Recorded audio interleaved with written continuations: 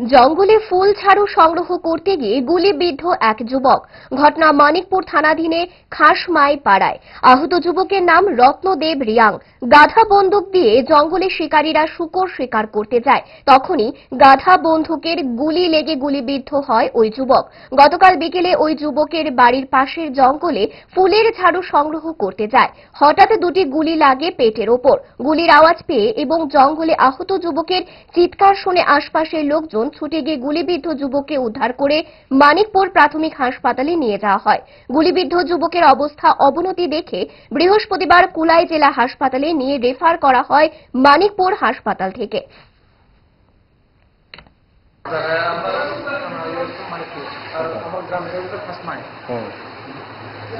কিভাবে হয়েছে? সারা জঙ্গলে একবার কাটতে গেছে, তারপরে প্রায় বিকালে 4টার সময় সে সময় এরকম অসুবিধা হয়েছে। আচ্ছা, কেরা মাসে দেখছিনি?